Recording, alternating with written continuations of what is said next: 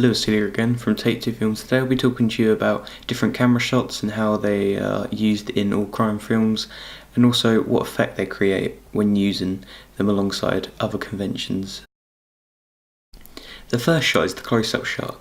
This type of shot is used frequently in all crime films to really focus on the facial expression of the characters. And as you may know, a very important crime convention is the use of emotion, psychology and also dialogue. This is why this shot is used so much. It's because a close-up of someone's face will make you recognise what they're saying, and the dialogue will seem clearer than someone talking in the dimly lit room using a long shot.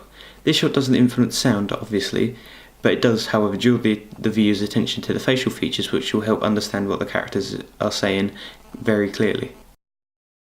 The extreme close-up is very similar to the close-up, but it does pay attention to smaller details, which can be important in crime films like Focus, where you can show a con man's hands as he steals a watch, for example.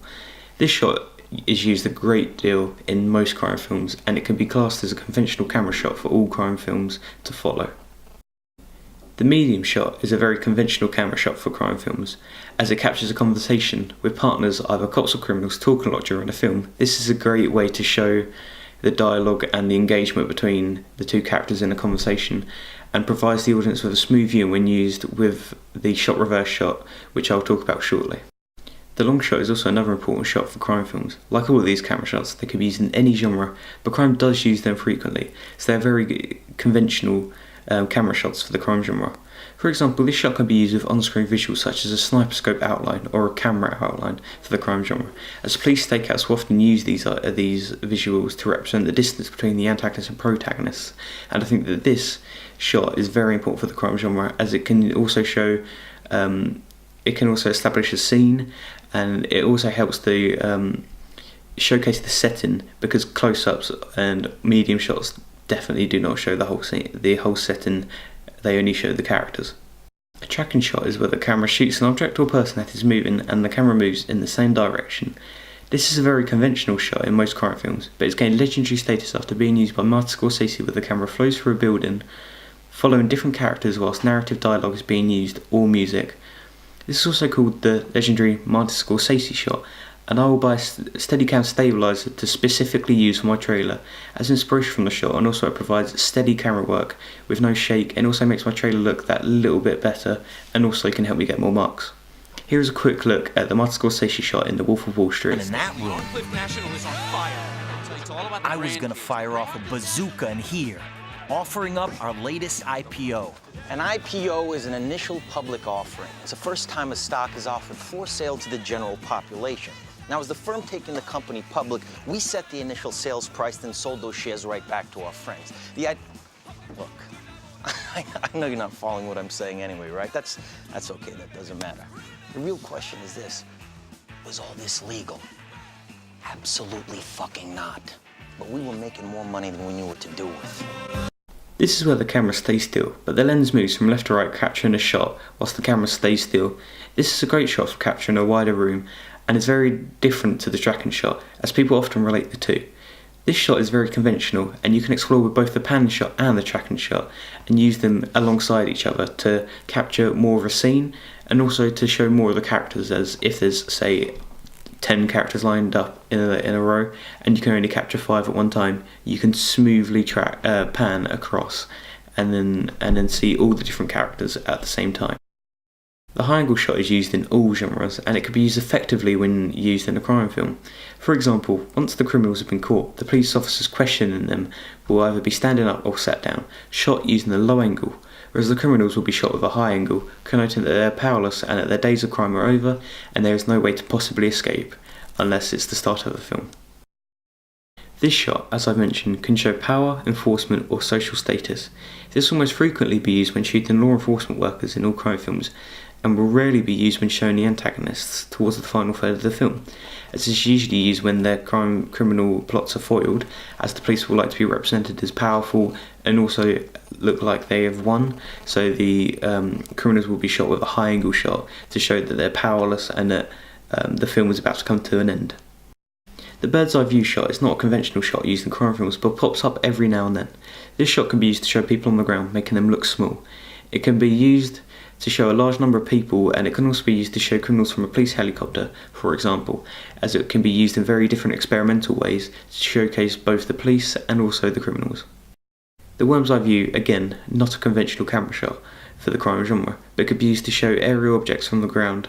In this case, it could be used to show a criminal's perspective, and the police helicopters being the birds of the shot that they are looking up at. The shot could be paired with the bird's eye view to get a cinematic look at the antagonist and the protagonist, and also you can see the distance between them, much like the long shot. This camera shot is very typical for the crime genre, as it can be used to shoot from a building or even tilt up or down to capture a character's facial expressions. It is used a lot, especially when combined with other camera shots at angles, and I think that when it comes to filming for my trailer, I think that I will definitely use this and also combine it and experiment with other camera shots, such as the point of view shot, the over the shoulder shot, and also the worm's eye views and the low angles and stuff like that. And I think that it provides me a different alternative to the traditional steady shots, and I think that it also offers a more cinematic approach to my film trailer. The Dutch tilt is a very cinematic shot, and this is where the camera is capturing a building or a group of people, for example, is tilted to look cinematic and very smooth. It is often used in most trailers to set the scene in a unique way, and definitely something I will use when it comes to film for my trailer.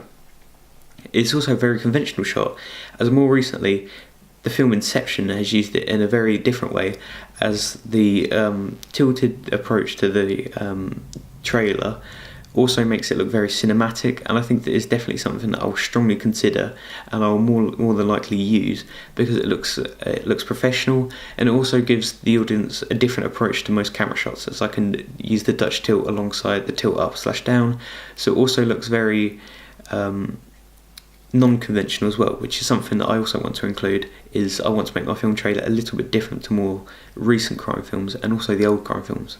The shot reverse shot is used when capturing a conversation, and the person who's talking is shot over the shoulder of someone that they are talking to.